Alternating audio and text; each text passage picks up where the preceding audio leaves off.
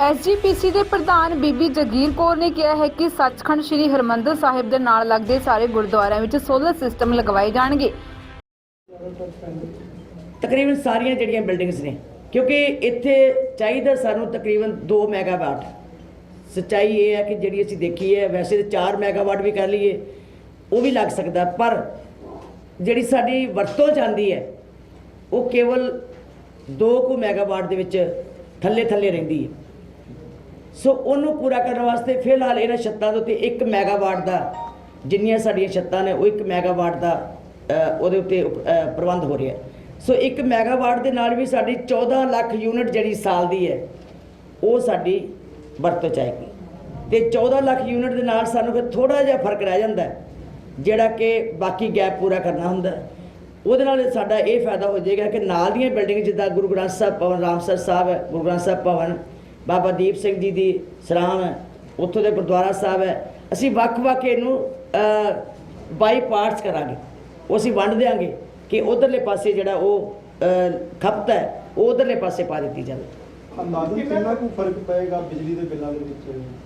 ਤੁਸੀਂ ਇਹ ਲਾਓ ਵੀ ਇਹ 1/3 ਤੇ ਵੈਸੇ ਹੀ ਕਵਰ ਹੋ ਜਾਣਾ।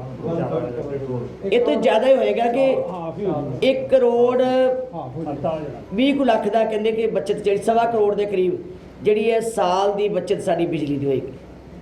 ਸੋ ਇਹਦੇ ਨਾਲ ਕਾਫੀ ਫਰਕ ਪਏਗਾ। ਹੋ ਸਕਦਾ ਜ਼ਿਆਦਾ ਵੀ ਹੋ ਜਾਏ, ਕਿਉਂਕਿ ਅਸੀਂ ਜਦੋਂ ਕੰਜੰਪਸ਼ਨ ਦੂਜੀ ਚੀਜ਼ ਹੈਗੀ ਉਹਨੂੰ ਅਸੀਂ ਫਿਰ ਘਟਾਵਾਂਗੇ ਕਿ ਕਿਸੇ ਤਰੀਕੇ ਨਾਲ ਉਹਦੀ ਕੰਜੰਪਸ਼ਨ ਘਟੇ। ਨਾਲੇ ਸਭ ਤੋਂ ਵੱਡੀ ਗੱਲ ਐਡਮਿਨਿਸਟ੍ਰੇਸ਼ਨ ਦੇ ਨਾਲ ਵੀ ਜਦੋਂ ਅਸੀਂ ਦੇਖੀਏ, ਕਈ ਵਾਰੀ ਅਸੀਂ ਘਰਾਂ 'ਚ ਵੀ ਦੇਖਦੇ ਹਾਂ ਕਿ ਲਾਈਟਾਂ ਜਗਾਉਂਦੇ ਹਾਂ ਮੁੜ ਕੇ ਬੁਝਾਉਂਦੇ ਹੀ ਨਹੀਂ, AC ਚਲਾਉਂਦੇ ਹਾਂ ਮੁੜ ਕੇ ਬੁਝਾਉਂਦੇ ਨਹੀਂ। ਔਰ ਮੈਂ ਇਹ ਬੜੀ ਸਖਤੀ ਨਾਲ ਕਹਿ ਦਿੱਤਾ ਹੈ ਕਿ ਜਦੋਂ ਤੁਸੀਂ ਕਮਰੇ 'ਚੋਂ ਬਾਹਰ ਜਾਣਾ ਹੈ, ਹਰ ਦਫ਼ਤਰ ਦੀ ਹਰ ਕਮਰੇ ਦੀ AC ਪੱਖੇ ਲਾਈਟਾਂ ਬੰਦ ਕਰਕੇ ਜਾਣਾ, ਤਾਂ ਜੋ ਜਿਹੜੀ ਫਜ਼ੂਲ ਬਿਜਲੀ ਬਲਦੀ ਹੈ, ਜਿਹੜਾ ਫਜ਼ੂਲ ਸਾਨੂੰ ਬਿੱਲ ਆਉਂਦਾ ਹੈ ਉਹ ਬਚ ਸਕੇ। ਹੋ ਸਕਦਾ ਮੈਨੂੰ ਇਸ ਤਰ੍ਹਾਂ ਲੱਗਦਾ ਹੈ ਕਿ ਜਦ ਅਸੀਂ ਸਾਰੇ ਸੁਚੇਤ ਹੋ ਜਾਵਾਂਗੇ, ਸਾਰੇ ਅਸੀਂ ਇਸ ਗੱਲ ਦੇ ਉੱਤੇ ਮੁਦਈ ਬਣ ਜਾਗੇ ਕਿ ਅਸੀਂ ਖਪਤ ਘਟਾਉਣੀ ਹੈ, ਇਹਦੇ ਨਾਲ ਹੀ ਪੂਰਾ ਕਰਨਾ ਹੈ, ਤੇ ਮੈਨੂੰ ਲੱਗਦਾ ਕਿ ਸਾਡਾ ਬਹੁਤ ਸਾਰਾ ਖਰਚਾ ਜਿਹੜਾ ਘਟ ਸਕਦਾ। ਜੀ ਪਾਣੀ ਦੀ ਵੇਸਟੇਜ ਨੂੰ ਲੈ ਕੇ ਵੀ ਬੜੀ ਉਪਰਾਲੇ ਕੀਤੇ ਗਏ, ਲੇਕਿਨ ਕੋਈ ਉਹ ਸਿਰੇ ਨਹੀਂ ਚੜਿਆ ਅਜੇ ਤੱਕ। ਬਿਲਕੁਲ ਤੁਹਾਡੀ ਗੱਲ ਸਹੀ ਹੈ ਕਿ ਪਾਣੀ ਦੀ ਵੇਸਟੇਜ ਵੀ ਬਹੁਤ ਹੁੰਦੀ ਇੱਥੇ।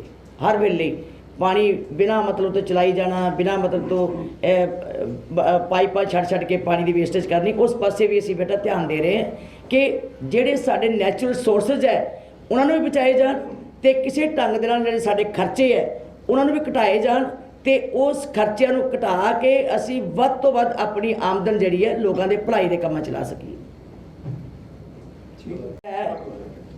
ਇਹ ਲਗਾਤਾਰ ਸਾਲ ਤੋਂ ਅਸੀਂ ਇਹਦੀ ਮੁਸੀਬਤ ਦਾ ਸਾਹਮਣਾ ਕਰ ਰਹੇ ਹਾਂ। ਸਾਲ ਦੇ ਵਿੱਚ 9 ਮਹੀਨੇ ਤੇ ਐਸੇ ਲੰਘੇ ਜਿਹਦੇ ਨਾਲ ਲੋਕਾਂ ਦੇ ਰੁਜ਼ਗਾਰ ਖਤਮ ਹੋ ਗਏ, ਸਾਡੀ ਰੋਜ਼ੀ ਰੋਟੀ ਬੰਦ ਹੋ ਗਈ, ਆਮਦਨ ਦੇ ਸਾਧਨ ਬੰਦ ਹੋ ਗਏ। ਇਸੇ ਤਰ੍ਹਾਂ ਸਾਡੇ ਗੁਰਧਾਮਾਂ 'ਚ ਗੁਰਦੁਆਰਿਆਂ ਵਿੱਚ ਵੀ ਬਹੁਤ ਵੱਡਾ ਉਹਨਾਂ ਕਰਕੇ ਸਾਡਾ ਨੁਕਸਾਨ ਵੀ ਹੋਇਆ। ਸਰਕਾਰਾਂ ਨੇ ਸੁਚੇਤ ਕਰਨਾ ਹੁੰਦਾ, ਇਹ 'ਚ ਕੋਈ ਸ਼ੱਕ ਨਹੀਂ। ਸਰਕਾਰ ਦੀ ਡਿਊਟੀ ਹੈ, ਹੈਲਥ ਡਿਪਾਰਟਮੈਂਟ ਦੀ ਡਿਊਟੀ ਹੈ ਕਿ ਸੁਚੇਤ ਕਰੇ ਸੰਗਤ ਨੂੰ, ਪਰ ਇੰਨਾ ਪੈਨਿਕ ਨਾ ਕਰੇ ਕਿ ਲੋਕ ਜਿਹੜੇ ਹੈ ਆਪਣੇ ਅਹਿਤਿਆਤ ਰੱਖਦਿਆਂ ਹੋਇਆਂ ਵੀ ਆਪਣੇ ਕਾਰੋਬਾਰ ਬੰਦ ਕਰਕੇ ਬਹਿ ਜਾਣ। ਅਹਿਤਿਆਤ ਰੱਖਣੇ ਬਹੁਤ ਜ਼ਰੂਰੀ ਹੈ, ਸੁਚੇਤ ਹੋਣਾ ਬਹੁਤ ਜ਼ਰੂਰੀ ਹੈ, ਸੋਸ਼ਲ ਡਿਸਟੈਂਸ ਬਣਾ ਕੇ ਰੱਖਣਾ ਜ਼ਰੂਰੀ ਹੈ। ਜੇ ਕਿਸੇ ਨੂੰ ਕੋਈ ਪ੍ਰੋਬਲਮ ਆਉਂਦੀ ਹੈ ਆਪਣੇ ਘਰ 'ਚ ਆਈਸੋਲੇਟ ਕਰਨਾ ਆਪਣੇ ਆਪ ਨੂੰ ਬਹੁਤ ਜ਼ਰੂਰੀ ਹੈ, ਇਹ ਸਰਕਾਰ ਦੀ ਡਿਊਟੀ ਹੈ ਰੱਖੇ। ਪਰ ਇੰਨਾ ਜੇ ਐਡੀਆਂ ਵੱਡੀਆਂ ਰੈਲੀਆਂ ਹੋ ਰਹੀਆਂ, ਕੁੰਭ ਦੇ ਮੇਲੇ ਵਿੱਚ ਲੱਖਾਂ ਦਾ ਇਕੱਠ ਹੋ ਰਿਹਾ, ਉੱਥੇ ਸੰਗਤ ਆਪ ਮੁਹਾਰੇ ਜਾ ਰਹੀ ਹੈ, ਹੋਲੇ ਮਹੱਲੇ ਵਿੱਚ ਆਪ ਮੁਹਾਰੀਆਂ ਸੰਗਤਾਂ ਜਾ ਰਹੀਆਂ, ਇਹ ਸੰਗਤਾਂ ਦੇ ਆਪਣੇ ਵੱਸ ਦੀ ਗੱਲ ਹੈ, ਕਿਉਂਕਿ ਉਹ ਸੁਚੇਤ ਹੋ ਕੇ ਜਾਣ ਅਤੇ ਉਹ ਆਪਣੀ ਸ਼ਰਧਾ ਸਤਿਕਾਰ ਜਿਹੜੀ ਹੈ ਧਾਰਮਿਕ ਸਥਾਨਾਂ ਦੇ ਉੱਤੇ ਅਰਪਣ ਕਰਨ। ਅਤੇ ਜਿੱਥੇ ਰੈਲੀਆਂ ਹੋ ਰਹੀਆਂ, ਸਰਕਾਰ ਨੂੰ ਫਿਰ ਆਪ ਦੇਖਣਾ ਚਾਹੀਦਾ ਉਹ ਰੈਲੀਆਂ ਹੋਣੀਆਂ ਚਾਹੀਦੀਆਂ ਕਿ ਨਹੀਂ ਹੋਣੀਆਂ ਚਾਹੀਦੀਆਂ, ਜਾਂ ਸਿੱਧੇ ਤੌਰ ਦੇ ਉੱਤੇ ਕੰਟਰੋਲ ਕਰਨਾ ਚਾਹੀਦਾ, ਜਾਂ ਪੈਨਿਕ ਨਹੀਂ ਕ੍ਰੀਏਟ ਕਰਨੀ ਚਾਹੀਦੀ। ਪੈਨਿਕ ਕ੍ਰੀਏਟ ਕਰਕੇ ਬਾਕੀ ਕਾਰੋਬਾਰਾਂ 'ਤੇ ਬੜਾ ਅਸਰ ਹੁੰਦਾ ਹੈ। ਲੋਕ ਘਰਾਂ 'ਚੋਂ ਬਾਹਰ ਨਿਕਲ ਕੇ ਆਪਣਾ ਕਾਰੋਬਾਰ ਨਹੀਂ ਕਰ ਸਕਦੇ। ਜਦੋਂ ਕਾਰੋਬਾਰ ਬੰਦ ਹੋ ਗਏ, ਸਮਝ ਲਓ ਸਾਡੀ ਸਾਰੀ ਆਮਦਨ ਖਤਮ ਹੋ ਗਈ। ਲੋਕ ਜਿਹੜੇ ਆਪਣੀ ਰੋਟੀ ਤੋਂ ਵੀ ਆਤਰ ਹੋ ਜਾਂਦੇ। ਜੀ ਇੱਕ ਹੋਰ ਸਵਾਲ ਹੈ ਕਿ DC ਅੰਮ੍ਰਿਤਸਰ ਨੇ ਕਿਹਾ ਸੀ ਸ੍ਰੀ ਹਰਿਮੰਦਰ ਸਾਹਿਬ ਦੇ ਜਿਹੜੇ ਸੰਗਤ ਆਉਂਦੀ ਹੈ ਉਹਨਾਂ ਵਾਸਤੇ ਤੁਹਾਡੇ ਨਾਲ ਮੀਟਿੰਗ ਕੀਤੀ ਜਾਏਗੀ, ਕਿ ਤੁਹਾਨੂੰ ਕੋਈ ਮੀਟਿੰਗ ਹੋਈ ਹੈ ਜੀ DC ਸਾਹਿਬ ਨਾਲ? ਮੇਰੀ ਕਿਸੇ ਵੀ DC ਨੇ ਅਜੇ ਮੀਟਿੰਗ ਨਹੀਂ ਕੀਤੀ। ਅਨੰਦਪੁਰ ਸਾਹਿਬ ਉਹਨਾਂ ਨੇ ਜਦੋਂ ਇੱਕ ਬਿਆਨ ਦਿੱਤਾ ਸੀ, ਉਹਨਾਂ ਦਾ ਜਦੋਂ ਮੈਂ ਅੱਗੋਂ ਬਿਆਨ ਜਵਾਬ 'ਚ ਦਿੱਤਾ। ਉਹਨਾਂ ਨੇ ਮੈਨੂੰ ਟੈਲੀਫੋਨ ਦੇ ਉੱਤੇ ਸੰਪਰਕ ਕੀਤਾ ਕਿ ਬੀਬੀ ਜੀ ਨਹੀਂ, ਅਸੀਂ ਸੰਗਤ ਲਈ ਨਹੀਂ ਸੀ ਕਿਹਾ, ਅਸੀਂ ਜਿਹੜੇ ਬਾਹਰੋਂ ਵਿਦੇਸ਼ੀ ਆਉਣੇ ਸੀ ਉਹਨਾਂ ਵਾਸਤੇ ਕਿਹਾ ਸੀ। ਸੋ ਅਜੇ ਤੱਕ ਮੇਰੀ ਡਿਪਟੀ ਕਮਿਸ਼ਨਰ ਸਾਹਿਬ ਨਾਲ ਕੋਈ ਗੱਲ ਨਹੀਂ। ਪੰਜਾਬ ਸਰਕਾਰ ਵੱਲੋਂ ਕੋਈ ਗੱਲਬਾਤ ਵਾਸਤੇ ਕੋਈ ਸੁਣਿਆ ਵਧਾਇਆ ਹੋਵੇ ਕਿ ਜਿਹੜੇ ਸਮਾਗਮ ਹੋਣੇ ਆ ਉਹਦੇ ਵਿੱਚ ਕਿੱਦਾਂ ਦੀ ਤਿਆਰ ਰੱਖਣੀ ਹੈ? ਸਾਡੇ ਕੋਲ ਕੋਈ ਨਹੀਂ ਸੀ। ਅਨੰਦਪੁਰ ਸਾਹਿਬ ਦੇ ਸਮਾਗਮ ਵਿੱਚ ਕੀ ਤਬਦੀਲੀ ਕੀਤੀ ਗਈ? ਅਨੰਦਪੁਰ ਸਾਹਿਬ ਕਿਉਂਕਿ ਹੋਲਾ ਮਹੱਲਾ ਜਿਹੜਾ ਉਹ ਸਾਡਾ ਪਰੰਪਰਾਗਤ ਚੱਲ ਰਿਹਾ, ਲੱਖਾਂ ਦੀ ਸੰਗਤ ਉਹਦੇ 'ਚ ਪਹੁੰਚਣੀ ਹੈ। ਜਿਹੜਾ ਵਿਸ਼ੇਸ਼ ਸਮਾਗਮ ਹੈ ਉਹਨੂੰ ਥੋੜ੍ਹਾ ਜਿਹਾ ਅਸੀਂ ਪੋਸਟਪੋਨ ਕੀਤਾ। ਉਹਦਾ ਕਾਰਨ ਸੀ ਕਿ ਵਿਸ਼ੇਸ਼ ਸਮਾਗਮ ਨੂੰ ਅਸੀਂ ਥੋੜ੍ਹਾ ਅੱਗੇ ਪਿੱਛੇ ਕਰ ਸਕਦੇ ਹਾਂ 400 ਸਾਲਾਂ ਦੇ ਸ਼੍ਰੀ ਗੁਰੂ ਤੇਗ ਬਹਾਦਰ ਸਾਹਿਬ ਜੀ ਦੇ 400 ਸਾਲਾ ਪ੍ਰਕਾਸ਼ ਉਤਸਵ ਦੇ ਜਿਹੜੇ ਅਸੀਂ ਸਮਾਗਮ 24 ਤੋਂ ਲੈ ਕੇ 28 ਤੱਕ ਰੱਖੇ ਸੀ, ਉਹ ਥੋੜ੍ਹੇ ਅਸੀਂ ਅੱਗੇ ਪਾਏ ਹੈ ਕਿ ਜੇ ਸਰਕਾਰ ਦੇ ਮਨ 'ਚ ਇਹ ਨਾ ਆਵੇ ਕਿ ਉਹ ਤੇ ਹੋਲਾ ਮਹੱਲਾ ਤੇ ਪਰੰਪਰਾਗਤ ਚੱਲਣਾ ਸੀ ਤੇ ਸ਼੍ਰੋਮਣੀ ਗੁਰਦੁਆਰਾ ਪ੍ਰਬੰਧਕ ਕਮੇਟੀ ਜਿਹੜੀ ਹੈ ਉਹ ਮਹਿਸੂਸ ਕਰਦੀ ਹੈ ਕਿ ਅਸੀਂ ਫਿਰ ਵਾਧੂ ਇਕੱਠ ਜਿਹੜਾ ਉੱਥੇ ਬਹੁਤ ਵੱਡਾ ਹੋ ਜਾਣਾ ਹੈ ਤੇ ਉਹਨੂੰ ਅਸੀਂ ਥੋੜ੍ਹਾ ਘਟਾ ਲਈਏ ਤਾਂ ਜੋ ਅਸੀਂ ਇਹ ਸਮਾਗਮ ਅੱਗੇ ਹੋ ਕੇ ਕਰ ਲਈਏ। ਕੈਲੰਡਰ ਲੈ ਕੇ ਦੁਬਿਧਾ ਹੈ ਜੀ। ਜਿਹੜਾ ਸ਼੍ਰੋਮਣੀ ਗੁਰਦੁਆਰਾ ਪ੍ਰਬੰਧਕ ਕਮੇਟੀ ਨੇ ਕੈਲੰਡਰ ਛਾਪਿਆ, ਦੁਬਿਧਾ ਨਹੀਂ ਪਾਉਣੀ ਚਾਹੀਦੀ, ਉਹਨਾਂ ਤਰੀਕਿਆਂ ਦੇ ਉੱਤੇ ਆਪਣੇ ਕਾਰਜ ਕਰਨੇ ਚਾਹੀਦੇ। ਉਹਨਾਂ ਦਾ ਕਹਿਣਾ ਕਿ ਵਿਕਰਮੀ ਕੈਲੰਡਰ ਹੈ। ਹਾਂਜੀ, ਉਹ ਕਹਿੰਦੇ ਵਿਕਰਮੀ ਕੈਲੰਡਰ ਹੈ ਜੀ ਇਹ ਜਿਹੜਾ ਹੈਗਾ।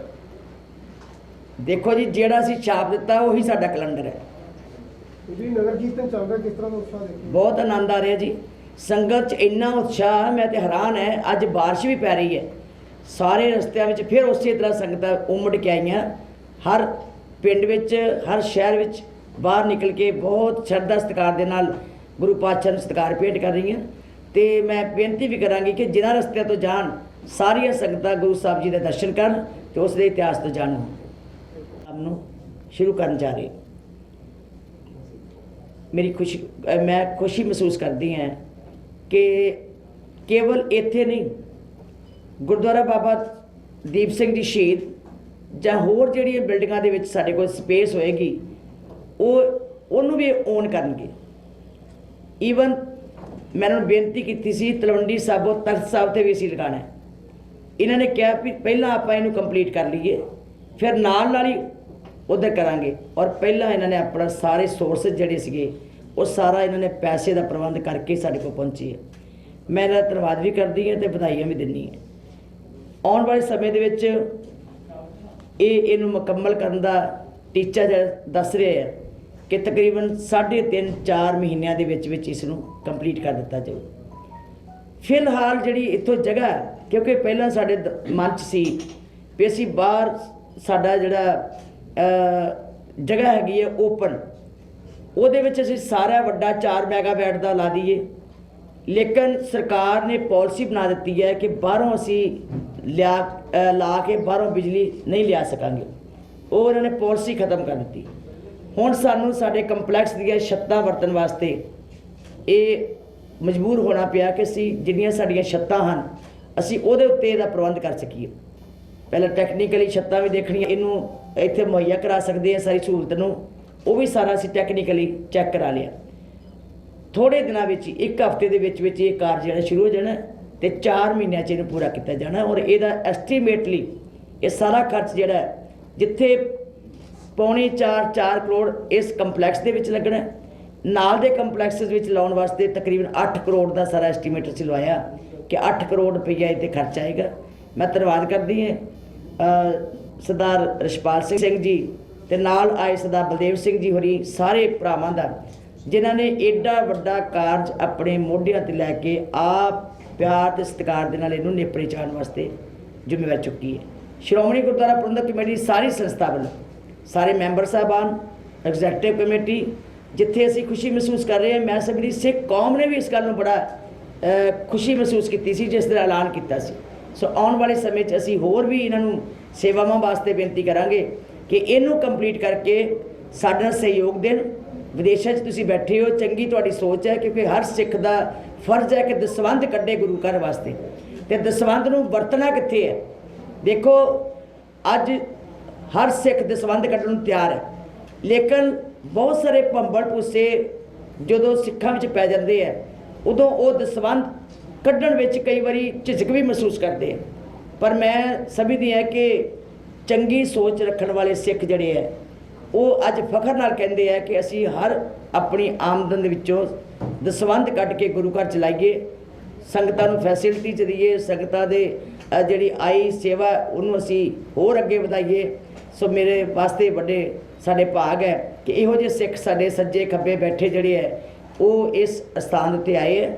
ਉਚੇਚੇ ਤੌਰ ਦੇ ਉੱਤੇ ਕੈਲੀਫੋਰਨੀਆ ਤੋਂ ਪਹੁੰਚ ਕੇ ਉਹਨਾਂ ਨੇ ਇਹ ਕਾਰਜ ਸ਼ੁਰੂ ਕੀਤਾ। ਮੈਂ ਬਹੁਤ ਬਹੁਤ ਵਧਾਈ ਵੀ ਦਿੰਦੀ ਹਾਂ ਅਤੇ ਬਹੁਤ ਧੰਨਵਾਦ ਵੀ ਕਰਦੀ ਹਾਂ ਅਤੇ ਆਸ ਵੀ ਕਰਾਂਗੀ ਕਿ ਇਹ ਜਿਸ ਚਾਓ ਦੇ ਨਾਲ ਇਸ ਕਾਰਜ ਨੂੰ ਕਰਨ ਲੱਗੇ ਹੈ ਉਸੇ ਚਾਓ ਨੂੰ ਅੱਗੇ ਵਧਾਉਣਗੇ ਅਤੇ ਸਾਡੇ ਨਾਲ ਇਸੇ ਤਰ੍ਹਾਂ ਸਾਂਝ ਪਾ ਕੇ ਇਸ ਸੰਸਥਾ ਦੀ ਮਹਾਨਤਾ ਨੂੰ ਦੇਖਦੇ ਹੋਇਆਂ, ਇਸ ਸੰਸਥਾ ਦੇ ਕਾਰਜਾਂ ਨੂੰ ਵੇਖਦੇ ਹੋਇਆਂ ਆਉਣ ਵਾਲੇ ਸਮੇਂ 'ਚ ਸ਼੍ਰੋਮਣੀ ਗੁਰਦੁਆਰਾ ਪ੍ਰਬੰਧਕ ਕਮੇਟੀ ਵੱਲੋਂ ਚਲਾਏ ਜਾ ਰਹੇ ਕਾਲਜ, ਸਕੂਲ, ਹਸਪਤਾਲ, ਮੈਡੀਕਲ ਕਾਲਜ ਜਾਂ ਸਾਡੇ ਗੁਰਦੁਆਰੇ, ਗੁਰਧਾਮ, ਉਹਨਾਂ ਵਿੱਚ ਵੱਖ-ਵੱਖ ਸਹੂਲਤਾਂ ਦੇ ਨਾਲ ਸਾਡੇ ਹਮੇਸ਼ਾ ਹੀ ਸਹਿਯੋਗੀ ਬਣਦੇ ਰਹਿਣ।